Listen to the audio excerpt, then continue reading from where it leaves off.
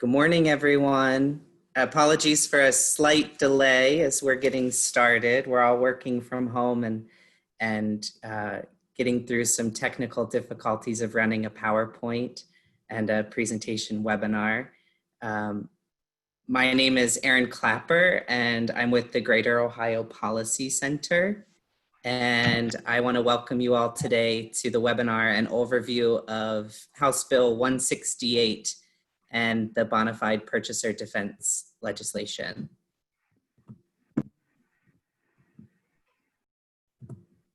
Oops. Start today by doing some introductions for our two panelists who will be talking with us. Joe Konchelik is a partner at Tucker Ellis and is chair of the Tucker Ellis Environmental and Renewable Energy Group.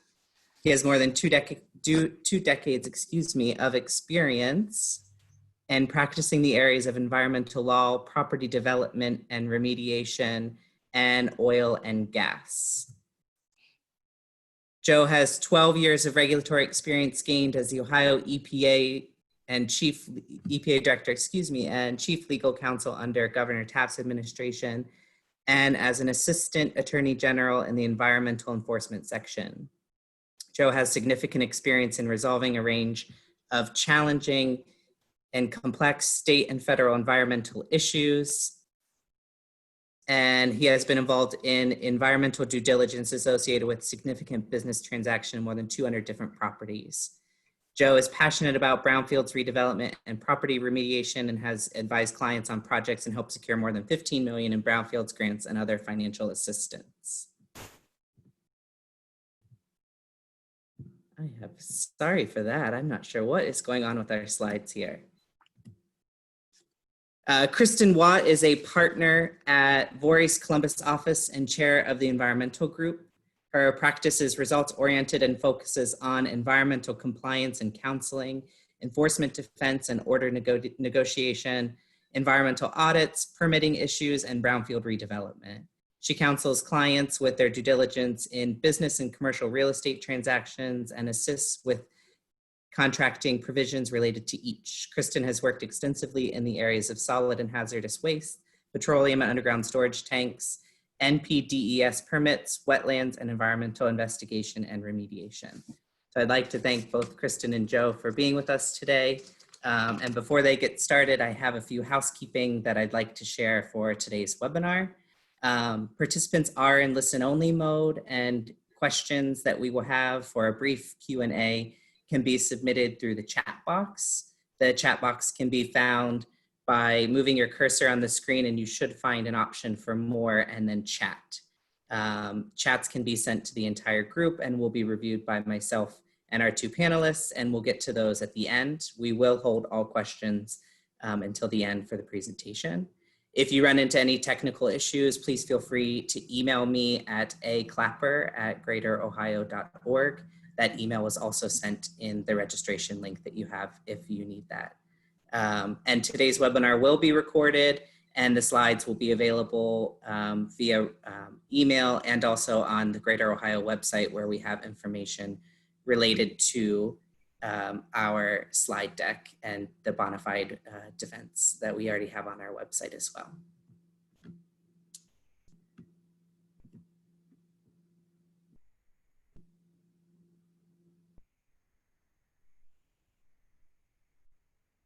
So a little overview for what we'll be going over today. We have a few sections of the presentation, starting with an overview for House Bill 168, a little bit of an introduction into what the bonafide purchaser defense is and how it's used in practice. And then we will end our presentation with a overview and Q&A if time permits at the end. So I think if we're ready, is Joe Konchelik on here, and we're going to switch over controls to Joe, who's going to start us off and explain a little bit about House Bill 168 and the bonafide purchaser defense to get us started. Yes, it looks like I have control here. Thanks, Erin. So I notice in my little video screen that I'm a mirror image of Aaron Clapper because it says I'm coming across as Aaron Clapper. But this is Joe Konchalik from Tucker Ellis. Thanks for the intro, Aaron. I want to start off with just thanking Greater Ohio, really, who was the champion behind this bill. And through, it really was like a 2-year effort to get it all the way through, working with Ohio Chamber, the Ohio State Bar Association, the Ohio EPA, Ohio Manufacturers Association, NAOP, others. And Aaron gets a huge shout out from me because he did a heavy lift on a lot of the legislative process and, you know, as they say, making sausage when it's talking about legislation. We got it through and the governor signed it. So that's great news. And here we are today. So I'm going to cover, if I can get my slides to be working here.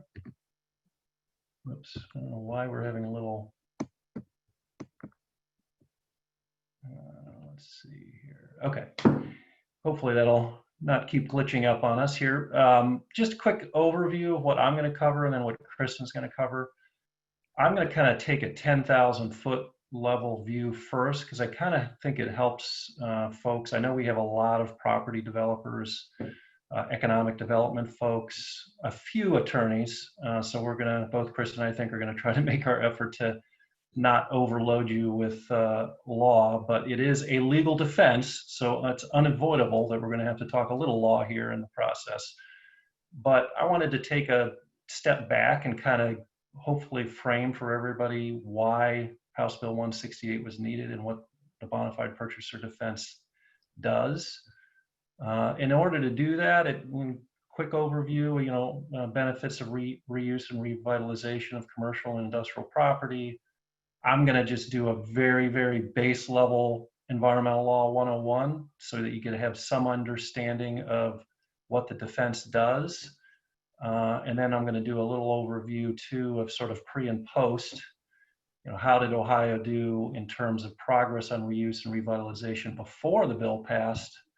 And then I will conclude with talking about what I think the advantages are for the bonafide purchaser defense that House Bill 168 established. And then I'm going to turn it over to Kristen, who's going to do the heavy lifting because she's going to actually help you understand what you need to do to establish the defense. And as Aaron said, we'll have questions at the end. Let's see, still having trouble paging to the next slide. I don't know, Aaron, if we want to have someone else do that and then me, because it keeps kicking out every time. Hopefully it won't continue to do that. Okay, benefits of reuse and revitalization. On this slide, a lot of folks that are involved in economic development that are on the call today, I'm sure have done brownfield redevelopment work before, understand how they can be transformative for a community. This is a project I was personally involved in Cleveland. On the left is sort of the before picture. It was an old industrial property with a plating company and a metal refining company on it, and pretty bad condition. And this was a Clean Ohio project. And then on the right, you see Maselli's Dairy, which is built a brand new welcoming center, expanded a milk unloading operation, expanded their production facilities. Hugely transformative to this part of Cleveland. This part of Cleveland is known as the Forgotten Triangle because of it's gone through some pretty hard times. So this was a huge benefit to that local area. Those are kind of reuse projects that we're hoping House Bill 168 is going to encourage even more of here in the future. So looking back, what are the benefits? Again, I maybe be preaching to the choir with many of the folks that are on today, but I just feel like it's always good when we're talking about, you know, reuse and revitalization to get a little bit of understanding. You know, most studies show that it's a lot cheaper for a business to expand on a greenfield site out in the suburbs or in a rural area than it is to redevelop urban property. I mean, as it shows, there's studies that show it's 4 times more costly to expand urban in an urban situation. There's an example there that just this property, this Cleveland company, it was over $1 million more just to expand on an adjacent property versus moving out to a greenfield. So in order for us to get more reuse and revitalization, we've got to overcome those barriers. We've got to level the playing field, make it less costly, easier for folks to reuse that kind of property, because you're at a disadvantage when you're comparing it to a greenfield site. I like this slide a lot because it kind of shows you dramatically the effects of urban sprawl, and when we don't, as a state, really encourage reuse and revitalization. So on the left, you've got in red the developed property in Cuyahoga County in 1948. And then on the right, you've got what developed property, hard surfaces, think parking lots, roadways, buildings, concrete, etc., looked like in 2002. And the kicker, of course, is what it says at the bottom of the slide, which is roughly Cuyahoga County had the same amount of population. So how do we stop that urban sprawl? How do we encourage people to go back inwards into our cities and reuse urban property? Well, we have to get more tools that make it less complex, faster, and less costly to reuse property.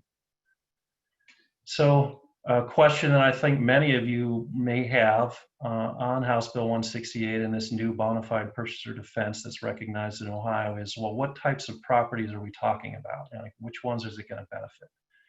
So on the top, I've got several slides. These are actual sites. 2 of the 3 on the top I was involved in.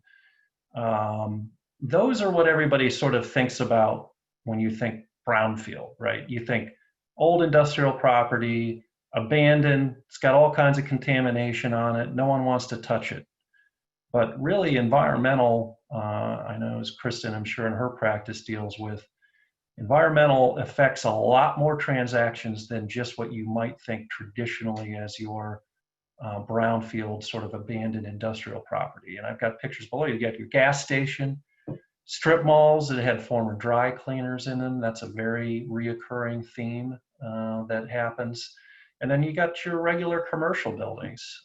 Those could have anything from just asbestos, fuel oil tanks in the basement. Maybe it had some kind of small manufacturing operation in some portion of the building. And as a result of it, the transaction gets complicated with environmental due diligence. I would say that House Bill 168 and the bona fide purchaser defense should really help with all of the projects on the bottom part of the slide. And I also think it can help even on brownfield properties that are the top side. Now, if you've got you're going to hear me say, and this is just my advice, Joe Conchelik talking, that if you have a highly contaminated property, a large industrial property, this may not be the right way to go. The more traditional, as we're going to talk about later in my presentation, of the voluntary action program and cleanup under the VAP may be the most appropriate. But I do think there's industrial brownfield properties that the bona fide purchaser defense could work very well on. All right, so this is the law part. I'm going to keep it quick and simple, hopefully. The point of it here is that there's a myriad of environmental laws. All of the ones I have listed here are federal, except for the one on the bottom, which is the VAP. So it's important to understand, if you walk anything away from this slide, is when Kristen and I, or any environmental attorneys doing due diligence and a review on a property, we're looking to see, well, what potential liabilities does that property have under these various federal laws? RCRA, which is at the top, deals with hazardous waste sites like plating companies, things that had large vats, tanks, operated and generated hazardous waste. Those have unique cleanup requirements that you would need to deal with separately outside of even the bona fide purchaser defense. Buster, same deal. You know, Buster's a subset of RCRA really, but it's underground storage tanks, its own liability provisions, and you need to deal with that under that law. I'm going to skip over CERCLA because I have a slide next that's going to talk about that. And the bottom one is TSCA, which is PCB transformers.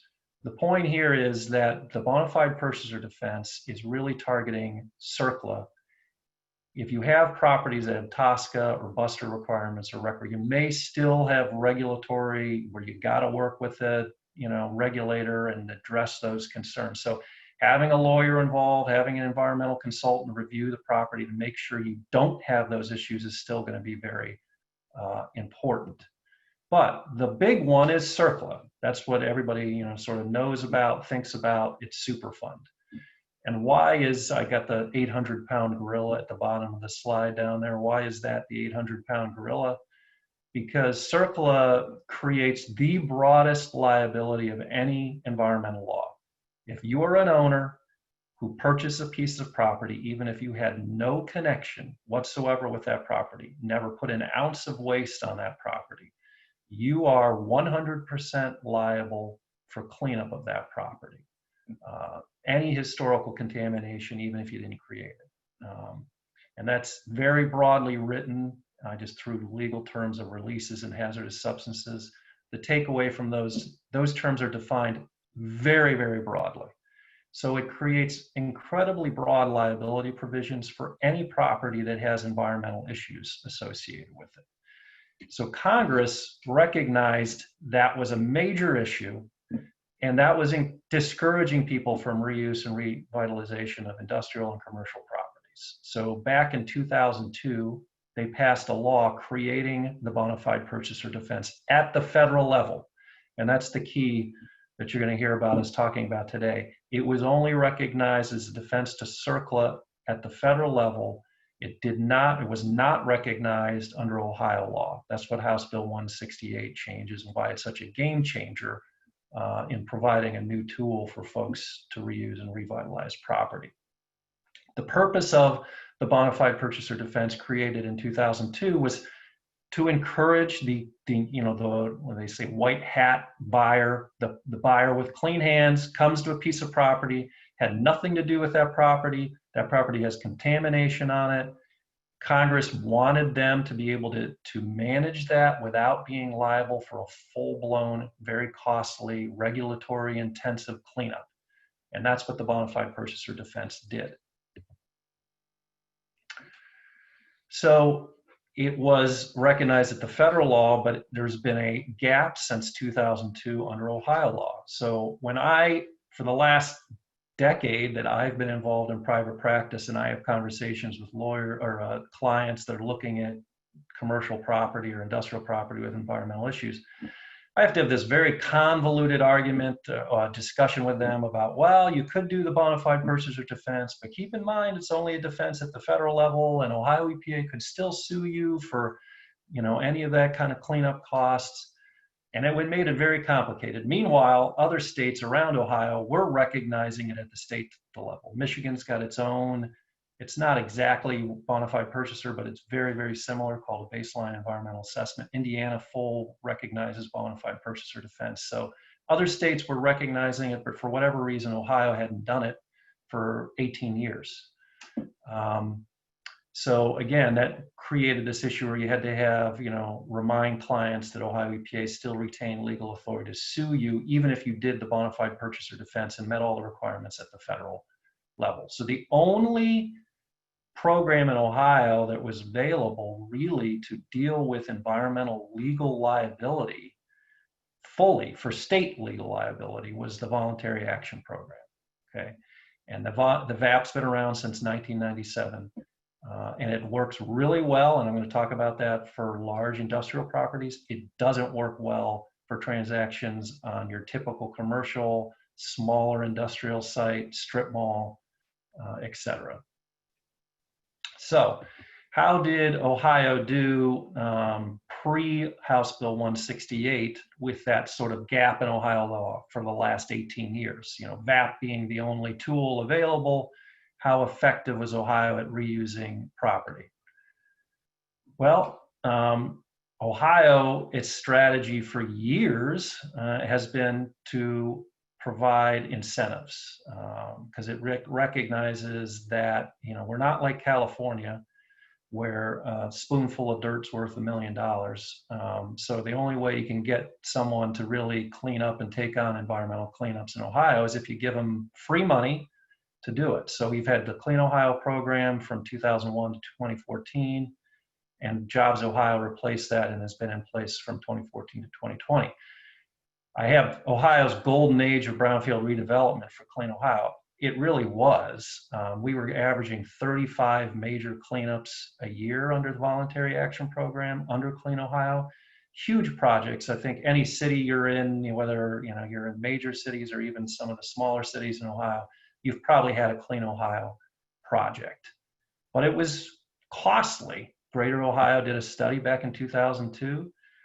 Clean Ohio, or 2012, excuse me, and the state spent roughly $300 million on 160 projects. So that averages out to be almost $2 million per project. That's a lot of incentives to leverage 160 projects, transformative projects that needed to happen. And certainly the study also showed that money was well spent. For every buck that was spent by the state of Ohio, you got nearly $5 back in new economic activity. But incentives doesn't work for everything. And what showed is, we made progress on major sites. So since VAP was implemented in 1997, roughly US EPA came out, and these are, no one has a full inventory of the total number of brownfields in Ohio, but rough guesstimates is there's 10,000 some, probably more. So since 1997 till July 2020, I just counted this up the other day, there's been approximately 650 VAP covenant not to sue issued. So you've got 9,000 some properties that never went through the voluntary action program. So how have we done? I mean, it shows that it's not a great tool. The VAP is not a great tool for a lot of transactions. We need more tools in the state of Ohio to encourage more use. And you could see that if we just kept on with Clean Ohio, I've got things like it would take you 270 years of Clean Ohio funding to address all our brownfields. So all of that is really meant to say we need more tools in Ohio to encourage people to reuse property. So why doesn't the VAP work perfectly as a tool? One, it's very complex. So the VAP has on itself 197 pages of rules. Separate from that, there's 82 different guidance documents. If you are going through the VAP process, it's not uncommon for you to set up what's called a technical assistance account with Ohio EPA. And that could be your attorney, that could be your environmental consultant. It's such a complex, you're going to the agency and asking for regulatory determinations. All of that translates to by private sector standards, a very slow process. If you're laser fast under the VAP, it may take you a year. I'd say, and these are just ballpark guesstimates, but the average VAP project probably takes 18 to 24 months. In my experience in the private sector over the last decade, most business transactions, we're not talking the big, former GM plant that's getting redeveloped, but your regular strip mall, commercial development, you're trying to close in 60 to 90 days, not a year or 2 years, right? And the other one is the cost. So VAP is a true comprehensive cleanup program. So sampling alone under the VAP program can cost you 80 grand to 250 grand. The paperwork can cost you 60 to 100 grand, and then let alone the remediation. So it's costly, it's slow, and it's complex. It's not perfect for most transactions. So how does House Bill 168 help? So what I would submit is we should keep the state of Ohio, keep the VAP program. It works well for large industrial sites. Incentives still need to be a tool. We still need grant money in the state of Ohio. But let's target the large industrial sites, the heavily polluted sites. Let's put those under the VAP program. Let's put our Clean Ohio, our Jobs Ohio grant money towards those sites. VAP, or our bonafide purchaser defense in the BFP, is great because for a lot of transactions, it's going to be a lot faster, less costly than going through the VAP. So first of all, it's self-implementing. Kristen's going to get into all these details, but you don't need to go to a regulator and get approval for anything. You have your own environmental consultant, probably should have your own environmental attorney. They walk you through the process, they get things set up, but you never have to submit anything to Ohio EPA or US EPA for review and approval. It's a lot less complex. The cost of sampling and everything else is a lot lower, and it moves a lot faster. So it should really be a great tool to encourage reuse and revitalization. And again, on the complexity side, I just did these side-by-side comparisons. So there's one national guidance for the bonafide purchaser defense that US EPA has put out, and one rule called the All Appropriate Inquiries Rule that Kristen, I'm sure, will be talking about. So it's a national standard. Banks are familiar with it. They do it across the entire country. Now with House Bill 168, Ohio recognizes it. There's engineering guides that tell you how to do phase ones and in the second part of it when you're trying to figure out how to address any issues that are identified in the phase one. So a lot simpler in terms of comparison to the VAP. Less costly. I mean, these are just rough guesstimates. I've been involved in a fair number of projects that have done bonafide purchaser defense.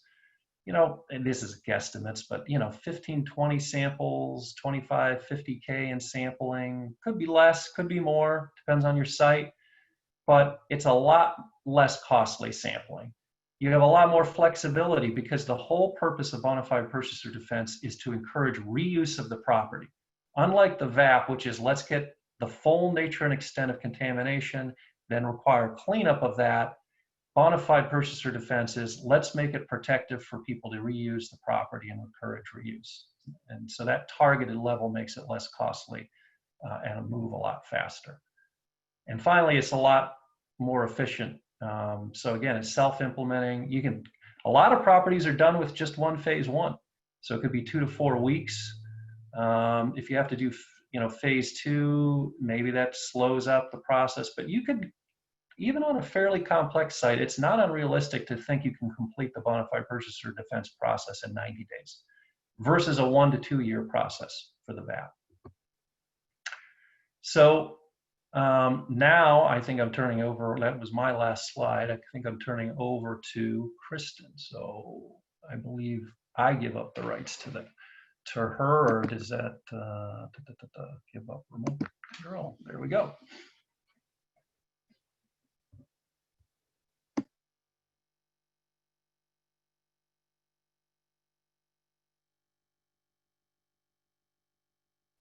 Kristen, you're on mute.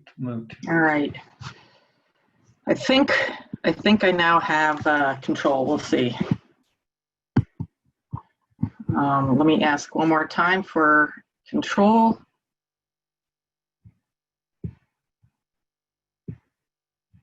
Requesting. Okay. Perfect. So how does the bona fide prospective purchaser defense work in practice? How do you implement it? And my goal is to talk a little bit about nuts and bolts. So what do I need to do to qualify for the BFPP defense? As Joe mentioned, it's self-implementing. You don't have to submit anything to anyone. It's just things that you need to do, document, and keep it in your files. I see we got a quick question. Is BFP retroactive in application? And I'll kind of get to that a little bit here. The answer is no.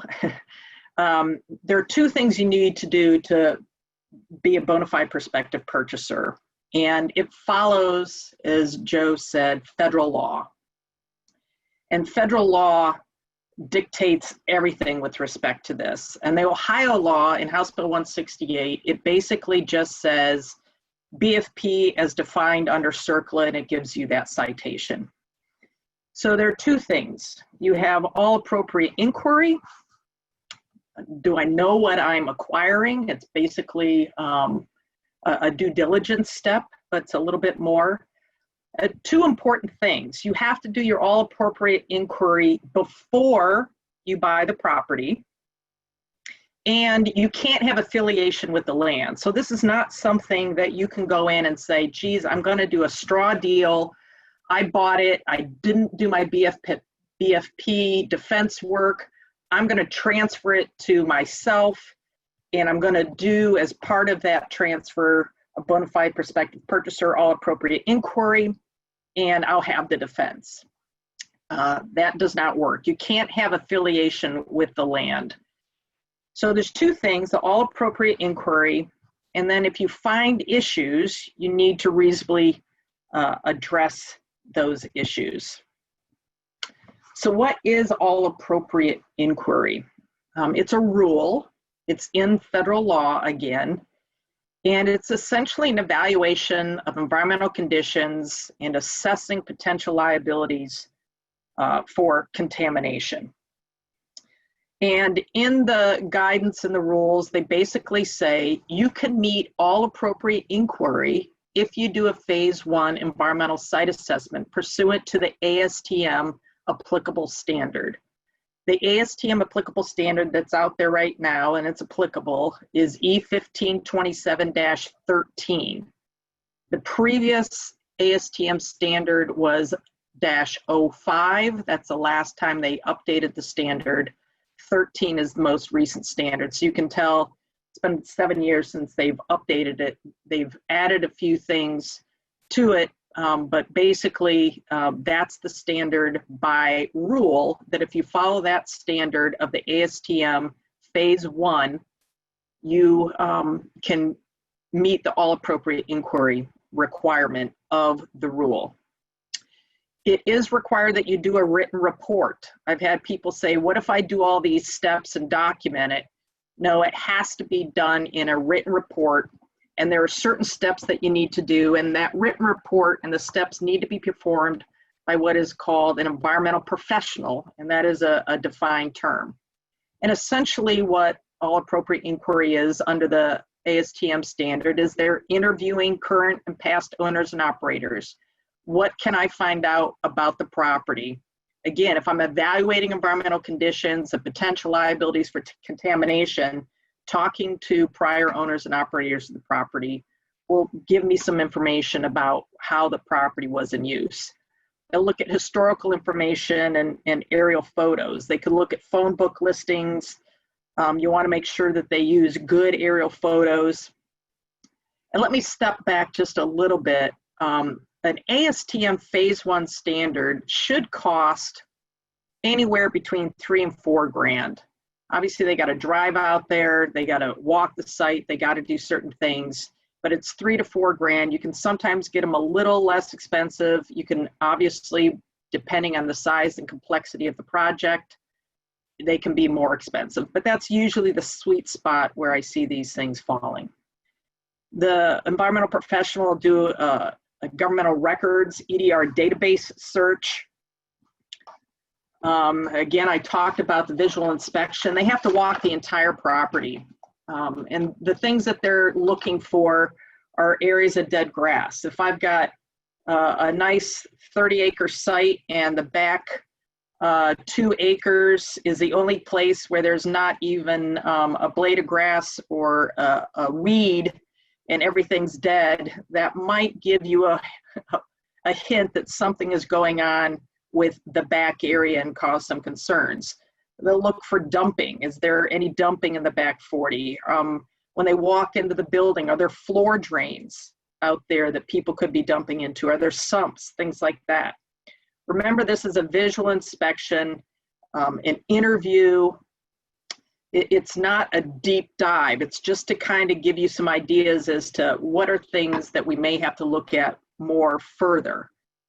That all appropriate inquiry through the ASTM standard also includes lien searches and title searches. So you can go back and say, geez, 40 years ago, this was a gas station, or 40 years ago, it was a dry cleaner, or 40 years, it was a manufacturing facility, which will give you some more ideas. They'll look at the purchase price. Is the purchase price a fair market value for the property? If it's 40 acres in downtown Cleveland and someone's selling it for $100,000, that obviously gives you an idea that there's probably some issues with it. Again, it has to be performed by an environmental professional, and that's a defined term. The ASTM standard basically is, and it's a hard line, that it has to be fresh 180 days. It can't be not stale. It cannot be more than 180 days past either the inspection or the EDR report or the interviews. Everything has to be within 180 days of when you acquire the property. There are a few things that allow you to do 365 days in the all appropriate inquiry rule itself, but the ASTM standard is 180 days, and that's important. So always make sure you meet that 180-day requirement. People will fight sometimes about that and say, well, the report was dated January 1st, 2020, and I'm buying it before 180 days later. It may be 2 days, but that report date is different than the date that they looked at the EDR searches. It's different than the date that they looked at they did their site walk. They may be more than 180 days since they did their interview. So those are the things that you need to look at, not the date of the report. So that's a very important thing to look at. There are also some other requirements out there with respect to what all appropriate inquiry is, but that gives you a good idea of what that is. The ultimate goal of the phase 1 standard is recognize environmental conditions. You'll hear a lot of environmental professionals use the word RECs. Were there any RECs on the property? And a REC is basically defined as the presence or likely presence of a hazardous substance or petroleum product on the property. Either due to there is a release on the environment, there is a condition on the environment that is indicative that there could have been a release or there will be a release. Is there a material threat for a future release? Those are the things that you're looking at when you define a REC.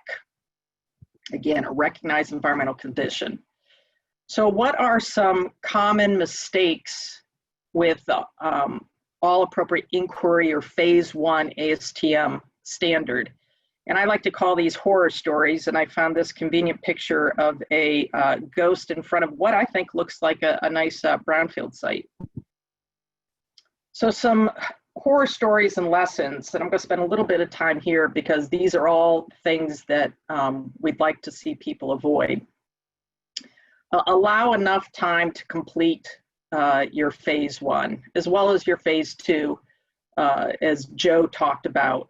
And I'm not going to harp on what Joe said, but what Joe talked about is very important with respect to timing. But allow enough time. It takes about 30 days for a phase 1. You could maybe get away with doing 21 days, maybe.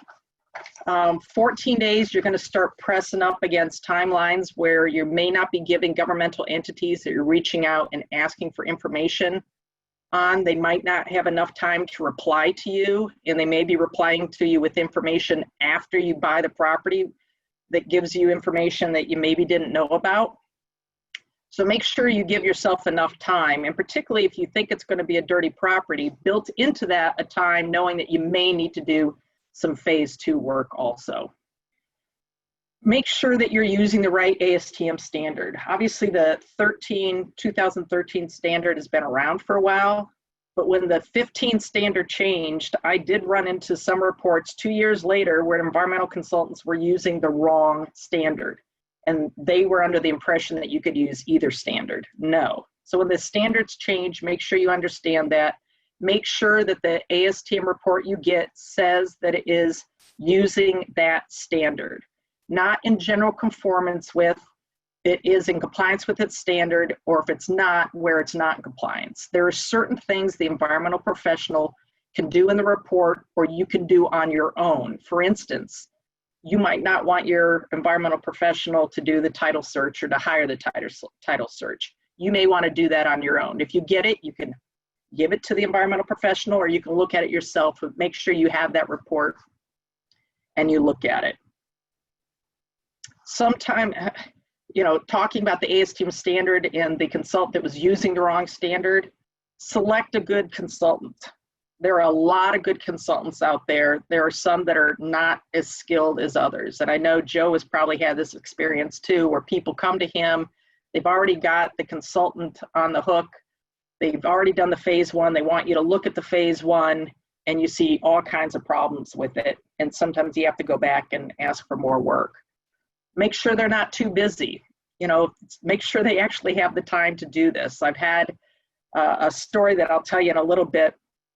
Well, I'll just tell you right now. So I had a consultant once who looked at the adjacent property and did a phase 1 on the adjacent property to the subject site about 3 months prior. So they thought they were very familiar with the adjacent property, which is now the subject site. They were very busy. COVID just started. They rushed their phase 1. They sent the phase 1 to me to look at, and I see there's obviously a previous gas station that was there. They had said that there was some tanks that had been removed, but at the back of the gas station, pictures that you could see in the phase 1 report, you could see vents, the vent lines for tanks that were still there. When they removed tanks, they removed vent lines. So I went back to the consultant and said, what about these vent lines? And the consultant was embarrassed beyond belief that they missed the vent lines and that there were likely still tanks in the ground, and they missed that. And that was because it was too busy, COVID was hitting, they sent someone out that was a little too young under the oversight of the environmental professional, and they missed it. So make sure you pick a good consultant. There's some people say I want to use the consultant that did the prior phase 1 on the subject property. They just did it 2 years ago. I want to use that consultant. Obviously, that consultant may be able to do things more quickly because they're familiar with the site, but that's a positive. The negative is also they may be less likely to point out things that they should have pointed out in the first place. They may have had person A doing the phase 1 2 years ago, and now person B is looking at it and they're like, ooh, they missed something.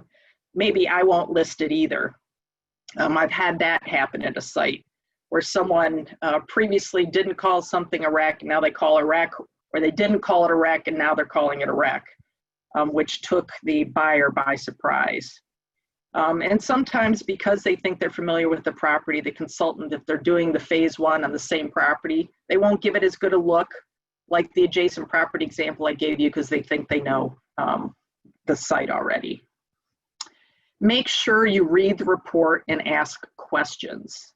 Fix any errors. If there's sloppy writing in the report, call it out and make sure that they've done it right. I've seen many reports where they've just cut and paste new name of new company into report, and they didn't catch them all, and they list other company names in the report, or there's a paragraph that related to a previous report they wrote for some other client, and they left it in here. So make sure you read the report, not just the executive summary. Executive summary is useful, but read the report and ask questions. A perfect example of a report that maybe didn't outline things properly. A lot of times the phase 1 consultant will communicate what they see, but not tell you what that means. I had a case years ago where a consultant wrote in a report 5 or 6 times a bunch of low-lying wet areas on the property. And the consultant never said, that may mean there's wetlands out there, you'll want to get that checked. And they never said that in the report, and they never told that to the user of the report. And the user of the report said, hey, there's no wrecks out there, I'm going to go out and destroy all these trees and start my development. And they destroyed class 3 wetlands, the highest quality wetlands that are out there. So that was a very bad example of how things can go wrong with using consultants that maybe don't communicate the way you want them to. So it's always good as developers to have consultants that you've worked with in the past and that you're comfortable with. What did people miss? Make sure you're using a consultant that knows what they're talking about.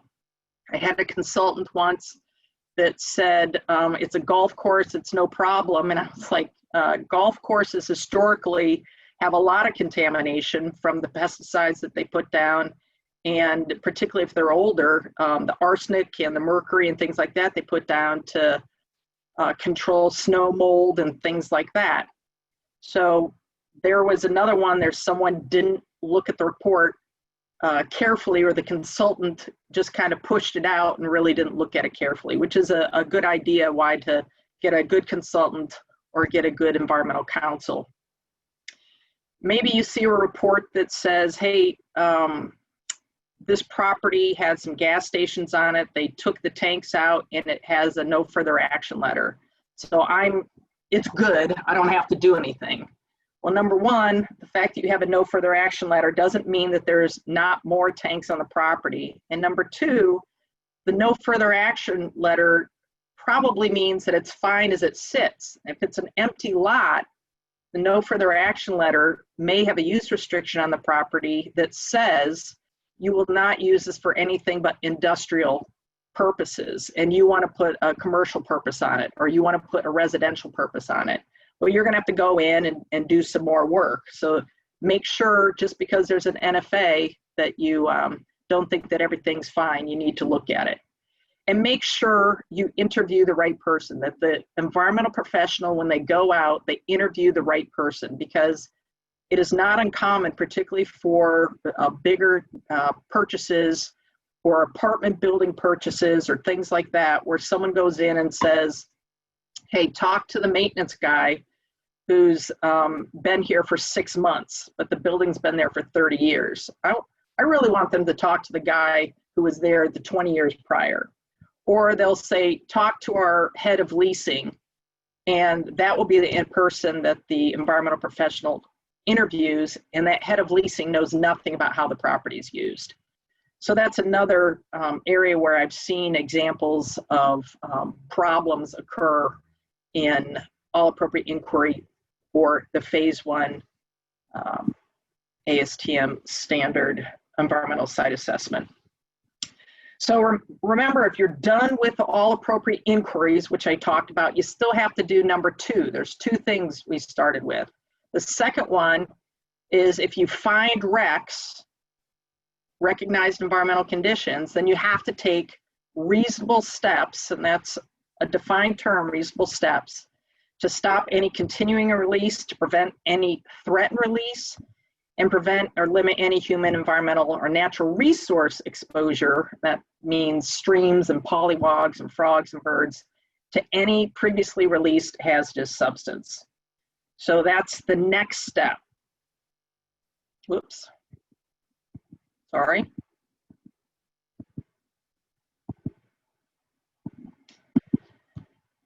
So when is more investigation required with this reasonable next steps? If you have a clean phase 1 versus I found some RECs, or I just feel like I need more information. If you have a REC, then you may need to deep digger to meet this reasonable standard, a reasonableness standard that, remember, is going to be applied to you via hindsight. After everything's done, someone's going to look at this and decide, should you have looked at these things further, or were you okay to ignore them? So remember that. But do I need to dig deeper to determine whether there's something that I need to address? So we've all heard of a phase 2. You've got a phase 1, and there's an ASTM standard for that. Then you have a phase 2.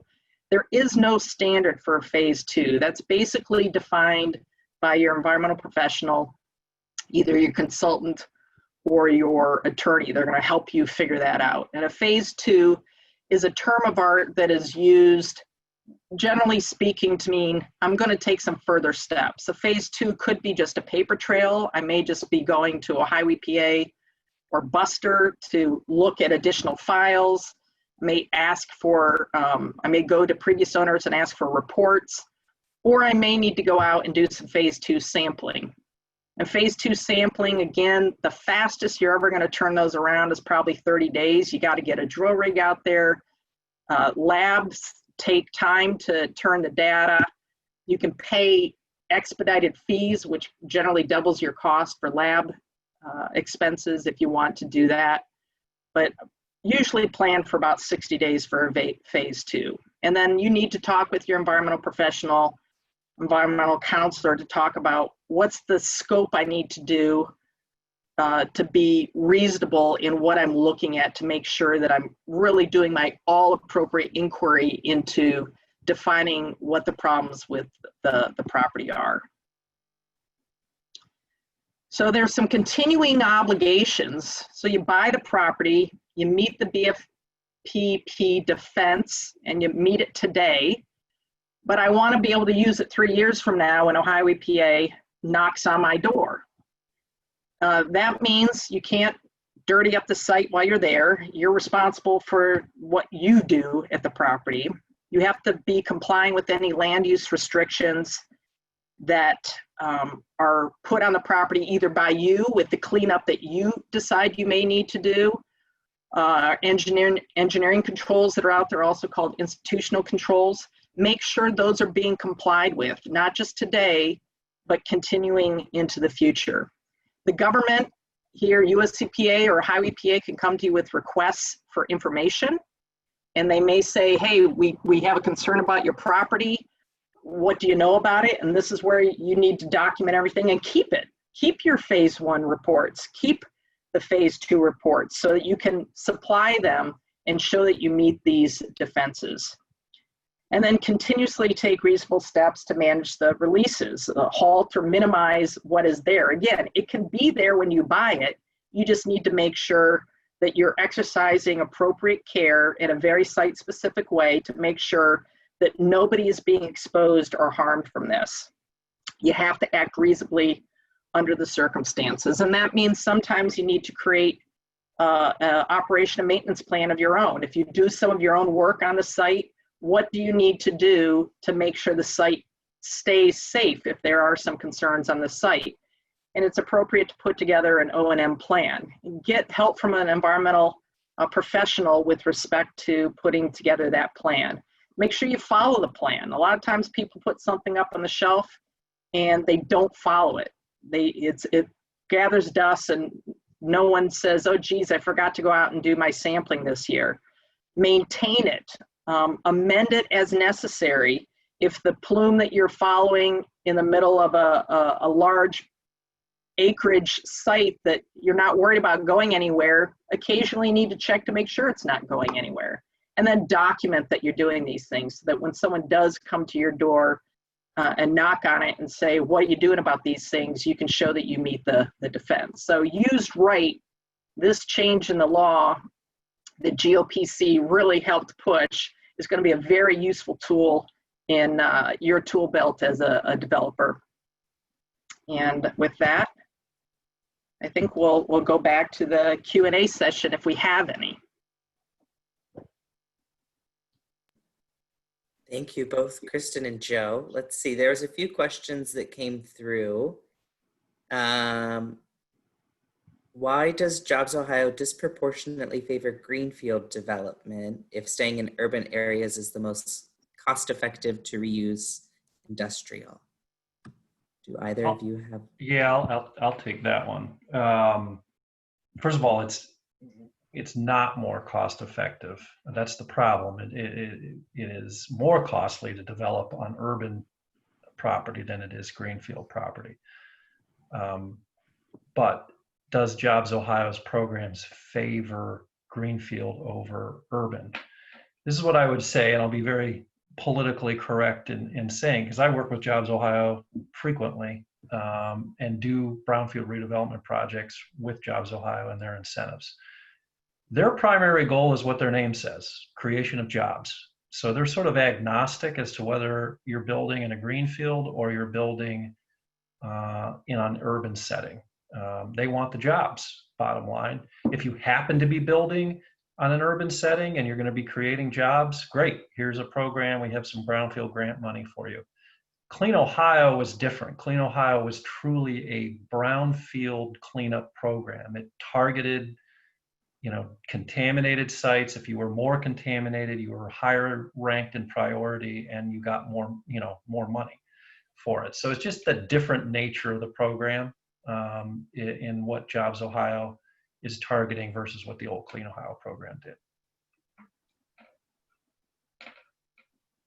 I will also add to that, thank you, Joe, that Greater Ohio and brownfield stakeholders across the state have long been advocating for regulatory reforms and increased funding for brownfields redevelopment. And so at the end, I'll also, when we send the link, a lot of the information that Joe and Kristen went over today for the the bonafide for the regulatory reform is available on Greater Ohio's website. Greater Ohio is also on another push with some stakeholders across the state to refund the Clean Ohio Revitalization Fund, and as a complementary program that can help boost up and help with the funding to encourage brownfields redevelopment, which it is a hurdle that takes some regulatory reforms and some funding to go through and kind of push through brownfields redevelopment in the state. And Aaron, I'll take that next one because I kind of touched on it a little bit. Is a bona fide prospective purchaser defense retroactive in application? There's two ways to look at that. You have the application as to, can I do it after a sale or a purchase? Can I go in and do it after the fact? The answer is no. But if you met all the BFPP requirements when you first bought the property, let's say in 2008 in Ohio, it is retroactive. The brownfield law, the CERCLA law, goes all the way back to November 11th, I think, of 2002. But it is definitely 2002. And if you bought your property anytime after 2002 and you meet the BFPP requirements that I talked about, all appropriate inquiry, and you're using reasonableness to make sure you're not exposing people to problems, then yes, it is retroactive.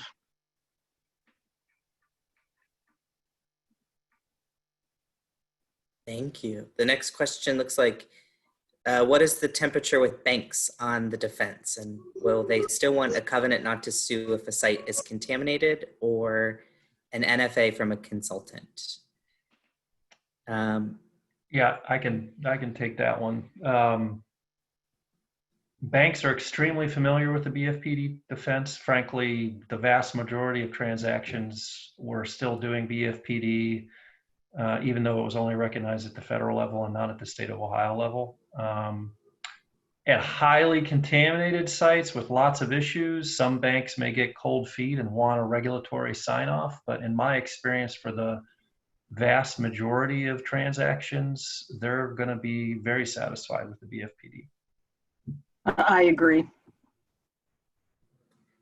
And I want to be respectful of everyone's time. It looks like we're hitting our time, but there's one final question, and any questions that we don't have or that are submitted later, you can email to myself and we'll make sure to include on our website. But the final question is, does the BFPD process require any submittal to OEPA documenting the liability protection claim?